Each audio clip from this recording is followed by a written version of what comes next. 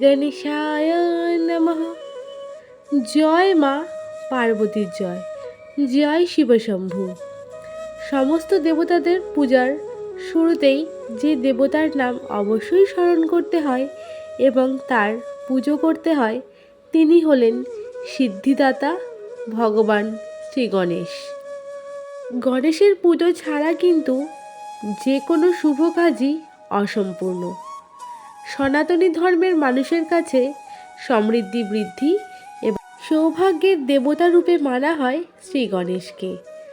এমন কোনো হিন্দু বাড়ি নেই যেখানে গণেশের মূর্তি বা ছবি থাকে না, কারণ তিনি হলেন সিদ্ধিদাতা, বিঘ্নহর্তাকারী। তাই সমস্ত শুভ কাজের শুরুতেই কিন্তু তাকে স্মরণ করা হয়।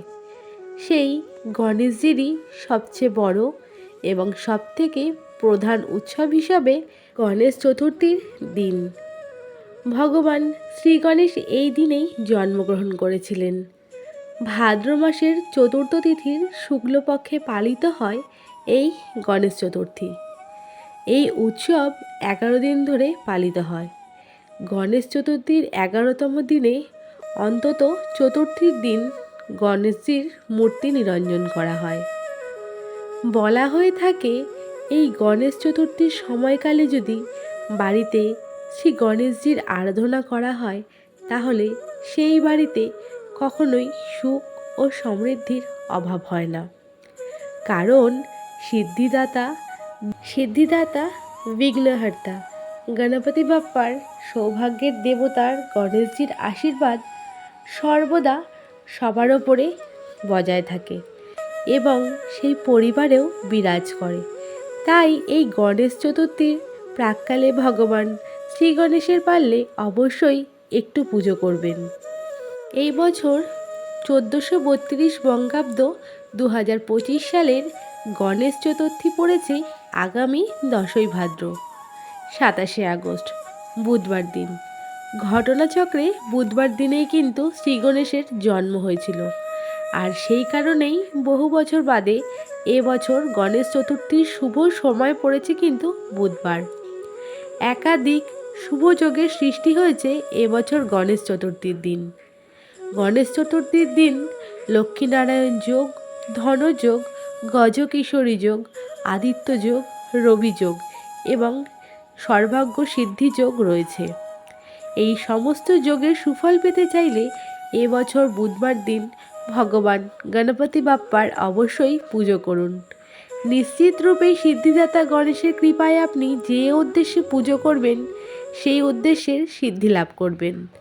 আপনার সমস্ত প্রকার বিঘ্ন তথা বাধা দূর হবে, কারণ তিনি বিঘ্নেশ্বর। এবছর গণেশ চতুর্থীর দিন তিথি শুরু হচ্ছে আগামী 26শে আগস্ট 9ই ভাদ্র মঙ্গলবার দুপুর 12:53 থেকে, যা থাকছে পরের দিন 27শে আগস্ট 10ই ভাদ্র বুধবার দুপুর 2:20 পর্যন্ত। উদয়া তিথি মেনে গণেশ চতুর্থী পালন করা হচ্ছে এই বছর আগামী বুধবার দিন।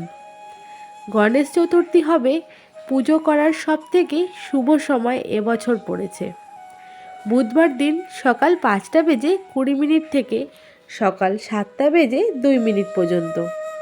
অন্যদিকে সকাল 9:31 থেকে সকাল 11:10 পর্যন্ত এবং সর্বশেষ দুপুর 1:39 পর্যন্ত। বন্ধুরা, এই শুভ সময়টাকে কিন্তু কেউই হাতছাড়া করবেন না। এই শুভ তিথি সময়ের মধ্যেই অবশ্যই পুজো সারবেন। সকাল 11:10 মধ্যে যদি আপনি পুজো সম্পন্ন করতে পারেন তাহলে খুবই ভালো হয়। এই সময়কালটিকে বলা হয় অমৃত যোগ, অর্থাৎ গণেশ চতুর্থী পুজোর শুভ মুহূর্ত। তাই গণেশ চতুর্থী এই বছর যদি সম্ভব হয় বুধবার দিন সকালে 5:20 থেকে সকাল 11:10 মধ্যেই আপনি সম্পন্ন করুন। এবার আসবো বাড়িতে কিভাবে আপনি খুব সহজ সরলভাবেই গণেশ চতুর্থীর দিন পুজো করবেন।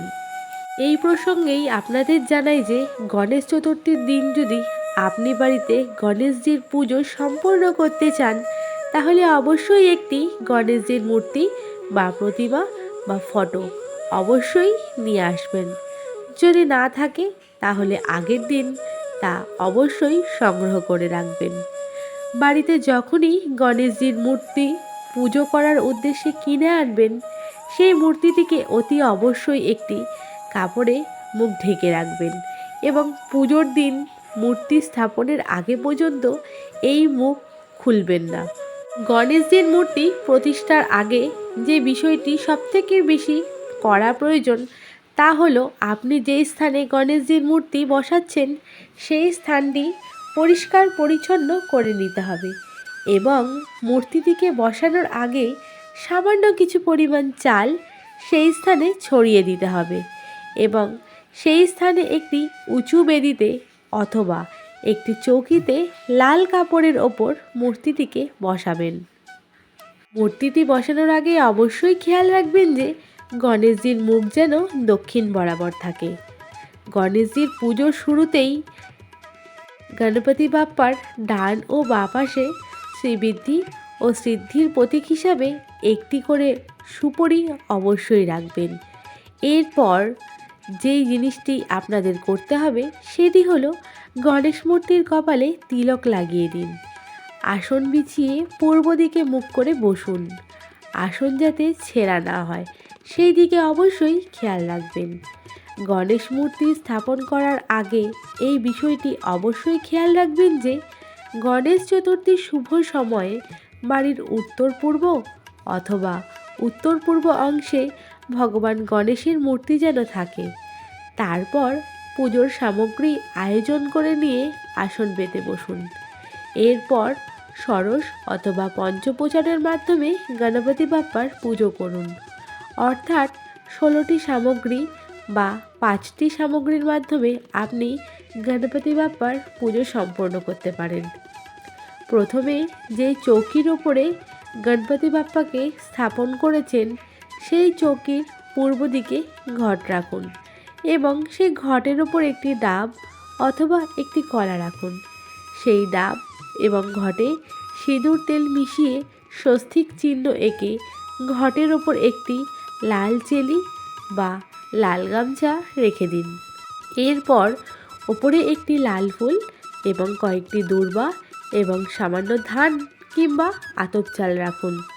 আর গণপতি বাপ্পার পুজোতে সবথেকে বেশি গুরুত্বপূর্ণ যে জিনিসটি হলো সেটি হলো দূর্বা। অবশ্যই গণপতি বাপ্পার পুজো করার সময় তার গলায় একটি দূর্বার মালা দেবেন। দূর্বা ছাড়া কিন্তু গণেশজির পুজো একদমই অসম্পূর্ণ। তাই পুজোতে আপনারা অন্য কিছু দিতে ভুলে গেলেও দূর্বা কিন্তু গণপতি বাপ্পাকে দিতে একদমই ভুলবেন না। দূর্বা হলো গণপতি বাপ্পার প্রিয় জিনিসের মধ্যে একটি জিনিস। এরপর গণপতি বাপ্পার এক পাশে ধূপকাঠি ও ধূপ জ্বালাবেন। এরপর নিজের ওপর গঙ্গার জল ছিটিয়ে যেই মন্ত্রটি বলবেন সেটি হলো ওম পুণ্ডরীকাক্ষায় নমঃ, ওম শ্রী গণেশায় নমঃ, ওম শ্রী গণেশায় নমঃ, ওম শ্রী গণেশায় নমঃ। এই মন্ত্রটি জপ করতে করতে আপনি প্রণাম করবেন। এরপর হাতে দূর্বা ফুল কিংবা হাতে নিয়ে গণপতি বাপ্পার ধ্যান করবেন। এই মন্ত্রের মাধ্যমেই গণেশজির পুজো করা হবে। আরও একটি মন্ত্র যেটা আপনারা বলবেন সেটি হলো ওম গণপতে নমঃ, ওম শ্রী গণেশায় নমঃ। এই মন্ত্র জপ করতে করতে অবশ্যই গণেশজিকে ধ্যান করে আহ্বান করবেন এবং আসন প্রদান করবেন। পুজোর সময় এই মন্ত্রটি কিন্তু অবশ্যই 108 বার জপ করতে ভুলবে না। ওম গণপতায় নমঃ, ওম শ্রী গণেশায় নমঃ। অবশ্যই পুজোর সময় এই মন্ত্রটি কিন্তু 108 বার জপ করা প্রয়োজন। গণেশজির উদ্দেশ্যে আসন প্রদানের পর গণপতি বাপ্পাকে পঞ্চামৃত দিয়ে অভিষেক করবেন। আর যদি পঞ্চামৃত না পান তাহলে গঙ্গা জল দিয়ে স্নানও করাতে পারেন। এরপর বস্ত্র অর্থাৎ পৈতে, চন্দন, লাল চন্দন, অবশ্যই অক্ষত ধূপ, প্রদীপ, নৈবেদ্য, ফল, মিষ্টি ইত্যাদি দিয়ে বাবার আরাধনা করবেন, মন্ত্র জপ করবেন এবং মনে রাখবেন গণেশজির পুজোয় দূর্বা লাল যে কোনো প্রকারের ফুল কিন্তু খুবই গুরুত্বপূর্ণ এবং ভোগ হিসাবে অবশ্যই লাড্ডু থাকবে। গণেশজির পুজোয় সবথেকে যেটি গুরুত্বপূর্ণ আরেকটি জিনিস হলো সেটি হলো মোদক। অবশ্যই গণপতি বাপ্পাকে মোদক এবং লাড্ডুর ভোগ দিতে একদমই ভুলবেন না। পুজোর শেষে আরতি করবেন, ব্রত কথা কিংবা গণেশ চালিসা পাঠ করবেন। তারপর নিজের সমস্ত মনোকামনা গণপতি বাপ্পাকে ব্যক্ত করবেন। এরপর গণেশ চতুর্থী সংক্রান্ত যে কোনো আপনার প্রশ্ন বা মতামত যদি জানার থাকে অবশ্যই কমেন্ট বক্সে জানাবেন, আমি সাধ্য মতন উত্তর দেওয়ার চেষ্টা করব। সবাই ভালো থাকবেন, সুস্থ থাকবেন।